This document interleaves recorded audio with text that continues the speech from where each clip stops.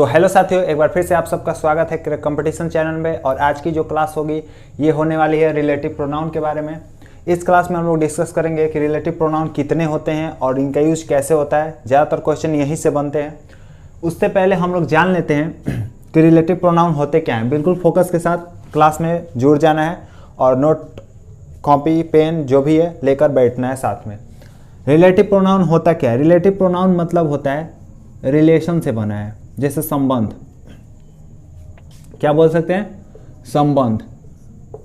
Relative pronoun क्या करता है एक्चुअल में? रिलेटिव प्रोनाउन जितने भी होते हैं वो किन्हीं दो चीज़ों के बारे में, आपस में दो चीज़ों के बारे में जोड़ते हैं, संबंध बताते हैं कि हाँ ये जो चीज़ है इससे कैसे संबंध रखता है। ठीक है, आगे हम लोग डिस्कस करेंगे एग्जाम्पल्स के थ्रू से, समझ में आ जाएगा। तो रिलेटिव प्रोनाउन समझ में आया कि रिलेटिव प्रोनाउन किसको बोलेंगे? जो दो चीज़ों को, दो क्लासेस को एक साथ जोड़ते हैं। ठीक है, उनको हम लोग रिलेटिव प्रोनाउन बोलते हैं। अब इसमें हम लोग जानते हैं पहला जो आता है हमारा रिलेटिव प्रोनाउन में, जो पहला आता है, जो पहला होता है वो होता है हमारा दैट। अब सब लोग डाउट में हो जाएंगे कि दैट तो हम लोग डेमोन्स्ट्रेटिव प्रोनाउन पढ़े थे, डेमोन्स्ट्रेटिव पढ़े थे। दैट का यूज हम लोग रिलेटिव प्रोनाउन के तौर पे भी हम लोग करते हैं यूज। अब दैट का यूज कब कब होगा, ध्यान से देखो। पहला चीज कि हमेशा सुपरलेटिव डिग्री के बाद दैट आना ही है।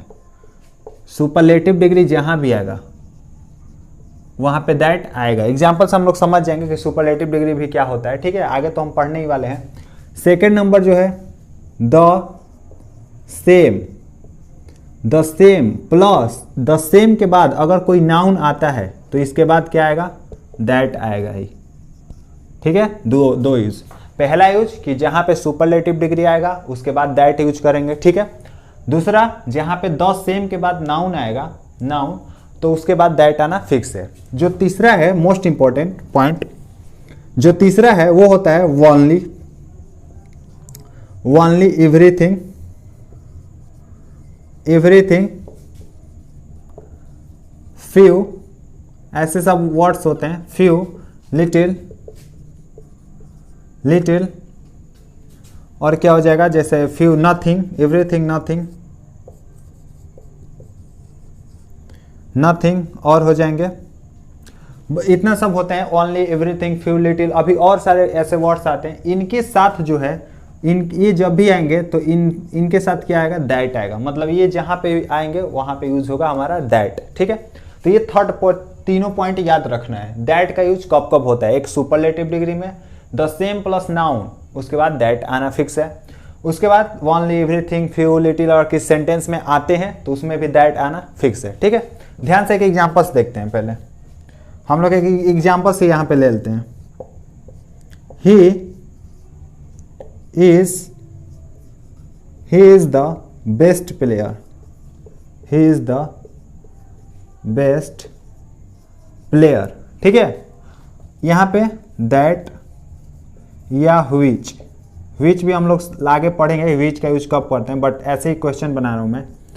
which, दैट या which आपको बताना है यहाँ पे क्या आएगा, दैट आएगा या which आएगा। I have ever seen।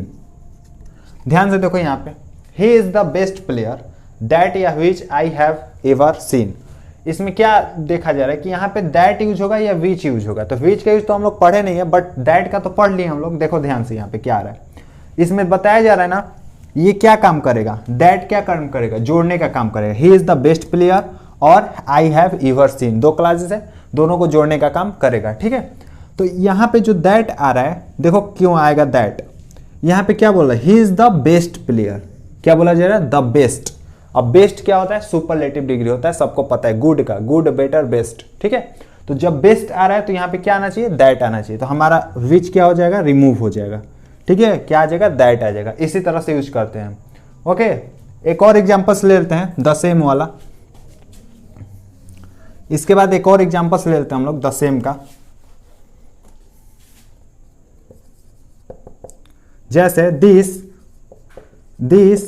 Is the same, this is the same man, this is the same man, that या which, that या which deceived मी।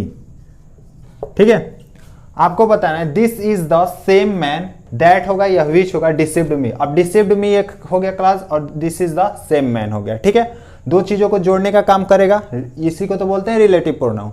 तो यहां पे बताओ आप लोग कि दैट होगा या विच होगा। तो ध्यान से देखो दूसरा कंसेप्ट क्या कहता है कि द सेम के बाद जब भी नाउन आएगा, द सेम के बाद जब भी नाउन आएगा तो उसके बाद आना क्या है, दैट आना फिक्स है। ठीक है, यहां पे देखो दिस इज द सेम आया है, उसके बाद मैन, मैन क्या है, नाउन है। ठीक है, तो द सेम के बाद क्या है, नाउन आया है, फॉलो हो रहा है ये वाला, तो इसके बाद क्या आना है, दैट आना है। तो विच हमारा रिमूव हो जाएगा, विच हमारा क्या हो जाएगा, रिमूव हो जाएगा, दैट हो जाएगा। ये हमारा पूरा इसका हो जाएगा, क्या बोलते हैं, दैट का यूज। ठीक है, अब बढ़ते हैं आगे, जो हु होता है, विच होता है, उसका यूज देखते हैं। ठीक है, रिलेटिव प्रोनाउन में हम लोग दैट देख लिए, हु और होम के बारे में जानेंगे।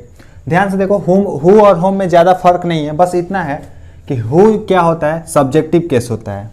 हु हमेशा कहाँ पे यूज होगा, सब्जेक्ट के प्लेस पे, यानी सब्जेक्टिव केस होने का मतलब क्या कि सब्जेक्ट के प्लेस पे यूज होगा। जो हु है वो कहाँ यूज होगा, सब्जेक्ट के प्लेस पे। दूसरा चीज ये हु में कि ये पर्सन को डिनोट करता है, मतलब पर्सन को पॉइंट आउट करता है, पर्सन के बारे में बताता है। ठीक है, और जो होम है वो होता है ऑब्जेक्टिव केस, यानी हमेशा ऑब्जेक्ट के प्लेस पे यूज होगा। ठीक है, रिलेटिव प्रोनाउन तो दोनों है, बताएंगे रिलेशन, लेकिन कहाँ यूज होगा, हु कहाँ यूज होगा, सब्जेक्टिव केस के तौर पे, और होम कहाँ यूज होगा, ऑब्जेक्टिव केस के तौर पे। जैसे एग्जांपल्स में हम लोग देखते हैं, द मैन हु या होम, आप लोग बताएं, द मैन हु या home is an IAS is my friend. देखो ध्यान से क्या बोला जा रहा है, द मैन, यहाँ पे किसकी बात हो रही है, द मैन की, हु जो, द मैन मतलब इशारा किया जा रहा है मैन की तरफ, यानी किसके तरफ, पर्सन की तरफ। तो क्या आएगा, सब्जेक्टिव केस आएगा, क्योंकि देखो ये वर्ब है ना, वर्ब से पहले मैंने स्ट्रक्चर भी बताया था, वर्ब से पहले क्या आता है, सब्जेक्ट आता है। तो यहाँ पे सब्जेक्टिव केस आना चाहिए, और सब्जेक्टिव केस कौन सा होता है, हु या होम, हु होता है, तो क्या आएगा, हु आएगा, यानी हमारा होम हट जाएगा, तो यहाँ पे क्या हो जाएगा, हु हो जाएगा। ठीक है, क्योंकि सब्जेक्ट है तो सब्जेक्टिव केस होना चाहिए, और पर्सन के बारे में बता रहा है। ठीक है, इसके बाद is an IAS is my friend. ठीक है, next example, may I know to who या होम आई एम स्पीकिंग। देखो दो क्लासेस को जोड़ रहे हैं यहाँ पे। ठीक है, अब इसमें से आपको बताना है हु होगा या होम होगा। ध्यान से देखो, मे आई नो, यहाँ पे कोई पर्सन की तो बात हो नहीं रही है, पहला चीज ये।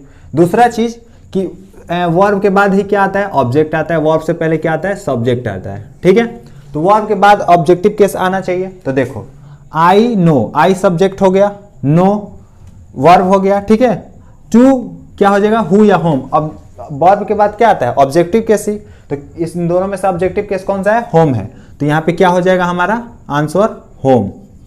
ठीक है, right, home, I am speaking. ठीक है, ऐसे हो जाएगा। अब एक चीज इसी में ध्यान रखना, एक और पॉइंट नोट करके यहाँ पे नोट कर लो, बॉक्स बना दे रहा हूं, कि हमेशा प्रीपोजिशन के बाद हमेशा ऑब्जेक्टिव केस आता है, ऑब्जेक्टिव केस, कभी भी सब्जेक्टिव केस नहीं आएगा। ठीक है, मतलब प्रीपोजिशन के बाद हमेशा ऑब्जेक्टिव केस आएगा। अब देखो यहाँ पे जो टू है वो प्रीपोजिशन है, और प्रीपोजिशन के बाद ऑब्जेक्टिव केस आना फिक्स है, तो होम को ऐसे भी हम लोग पहचान सकते हैं। बस याद क्या रखना है कि हु जो होता है वो सब्जेक्टिव केस होता है और पर्सन के लिए आता है, होम क्या होता है, ऑब्जेक्टिव केस होता है, और कहाँ पे आता है, ऑब्जेक्ट के प्लेस पे आएगा। ठीक है, तो ये होम और हुइच करा। अब थोड़ा बहुत 2-3 और बचे हैं, आगे डिस्कस कर लेते हैं। तो अब हमारा लास्ट जो 2 पॉइंट बचा है वो है हुज एंड विच। देखेंगे हुज का यूज कैसे होता है। तो हुज का मीनिंग जो है जिसका या जिसकी का मीनिंग देता है। ठीक है, और एक्चुअली में ये हमेशा किसके लिए यूज होता है, पोजेशन के लिए, मतलब ये होता है पॉजिटिव केस होता है। ठीक है, जो अधिकार के लिए, किसी चीज पे हमारा अधिकार हो तो हम लोग हुज का यूज कर सकते हैं। जैसे देखो एग्जाम्पल से, this is the girl whose car was stolen. देखो दिस इज द गर्ल, ठीक है, दिस इज द गर्ल, ये वही गर्ल है हुज जिसकी कार वाज स्टोलन, चोरी हो गई थी। मतलब हुज क्या दिखा रहा है, कार का अधिकार। जैसे गर्ल की अधिकार किस पे है, पोजीशन किसके है, कार पे है। ठीक है, उसी की कार थी तो क्या हो गई है, स्टोलन हो गई। तो यहाँ पे क्या आएगा, हुज आएगा। पोजीशन दिखाया जा रहा है ना, पॉजिटिव केस होता है, पोजीशन दिखाया जा रहा है तो क्या होगा, यहाँ पे हुज आएगा। ठीक है, लास्ट जो है वो है व्हिच का। व्हिच का मीनिंग जो होता है, जो होता है, जो का मीनिंग देता है। ठीक है, और व्हिच जो होता है वो आता है नॉन लिविंग थिंग्स के लिए। विच किसके लिए आता है, नॉन लिविंग थिंग के लिए यूज होता है और एनिमल्स के लिए यूज होता है। अब यहाँ पे देखो द कार विच या whose is red is mine. अब ध्यान से देखो जो कार है वो रेड है, कैसी है, रेड है। तो एक बात बताओ, क्या कार का वो अधिकार बताया जा रहा है, इज माइन, यहाँ पे अधिकार बताया जाएगा, हाँ उसका कार है, ठीक है, यहाँ पे हो सकता है हुज या विच, हुज हो सकता है, ठीक है। लेकिन इसमें ध्यान दो कि ये कार है और कार कैसी होती है, नॉन लिविंग थिंग। हमको सारा पॉइंट क्लियर होना चाहिए। यहाँ पे कार क्या हो सकता है, नॉन लिविंग थिंग हो सकता है, नॉन लिविंग थिंग है। तो द कार के बाद क्या आएगा, विच या हुज, तो क्या आएगा, विच आएगा, हुज हट जाएगा, क्योंकि नॉन लिविंग थिंग के लिए बात हो रहा है। और यूज क्या होता है, नॉन लिविंग थिंग के लिए विच होता है, ठीक है। तो the car which is red is mine, ठीक है। तो यहाँ पे क्या हो जाएगा, विच हो जाएगा।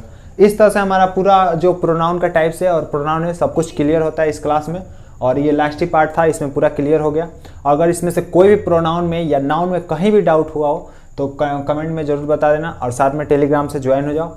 और अगर चैनल पर नए हो तो सब्सक्राइब कर लेना, साथ में बेल आइकन भी प्रेस कर लेना। फिर मिलते हैं नेक्स्ट वीडियो में। जो नेक्स्ट की क्लास होने वाली है वो होगी सब्जेक्ट एंड वर्ब एग्रीमेंट। देखेंगे कैसे सब्जेक्ट के साथ कैसा वर्ब आता है। सबसे इंपॉर्टेंट क्लास होने वाली है वो, उसी से सबसे ज़्यादा क्वेश्चन बनते हैं कॉम्पिटिटिव एग्जाम्स में। तो मिलते हैं नेक्स्ट वीडियो में, तब तक के लिए जय Hind, wish you all the best.